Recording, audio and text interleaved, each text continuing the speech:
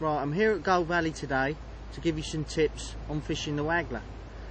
Today there's quite a strong wind off of our back, which makes waggler fishing obviously a lot easier with casting and that. The setup and rod and reel and everything I'm going to use is just a standard 13-foot waggler rod.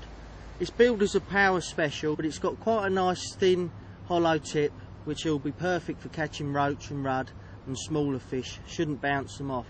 The reel is a nice small open face reel loaded with 5-pound line.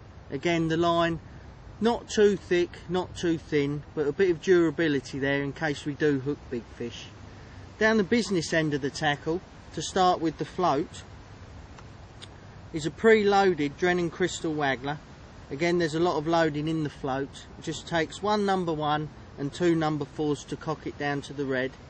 As you come down the line, there's 2 number 8s spread equally and about 1.5 foot hook length to an 18.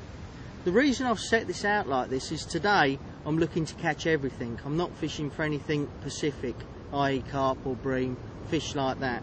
I'm fishing for a little bit of everything, and I hope to get probably 50 or 60% of my bites as the float's settling, as the bait's falling through the water, roach, perch, things like that. It'll intercept the bait. So if you had too much lead down the line, obviously that would make you get less bites. So 2 number 8s spread out enable you to get many more bites on the drop. Plumbing up on the waggler is different to most methods because you have to take your time and get it right. The plummet I'm using is the same one I use for most fishing. It's a standard cork plummet. One thing I will say is to always use a heavy plummet. Don't use a small one because small plummets can lie. When you've got a small float on and a big plummet, it's very positive and it's easy to find the right depth quicker. So again today I'm not going to go out too far, just out about probably 12 or 14 metres, and the way I'm going to plumb up is with a nice underarm swing with the weight of the plummet. It's not too hard. Just to swing it out, let it land, and you can actually just watch for your float to pop up.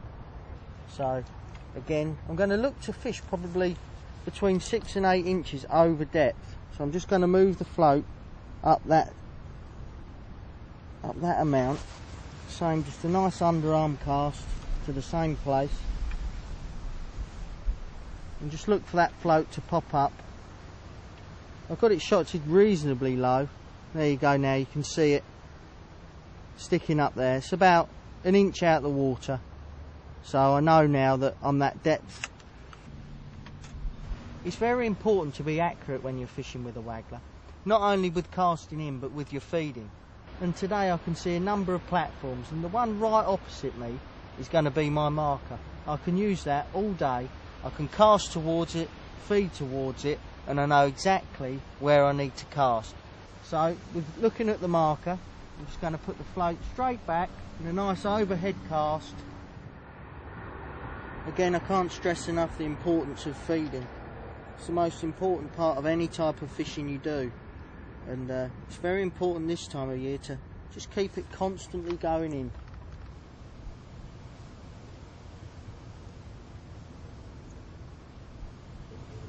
Feels like a skimmer to me.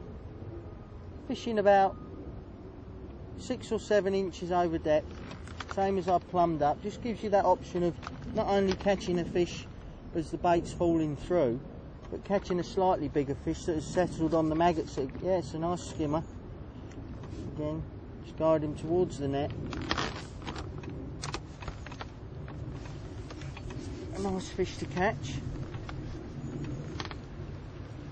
Quite a good head of skimmers this size in this lake now, and it's probably 14 ounces I would have said, just hooked in the top lip.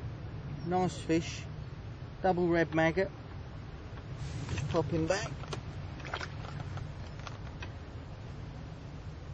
Again, another tip that I'll give you, again, if you can see all the slime on the line left from that skimmer, a lot of people don't bother cleaning it off, but let me tell you, the most important thing is to get that off, because if there's any other fish there, they'll sense what that slime is, and not only that, it'll actually make your line stand out more.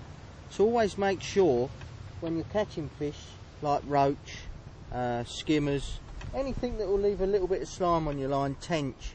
Most important thing is to clean every bit of that off, because it's a sure giveaway for the other fish.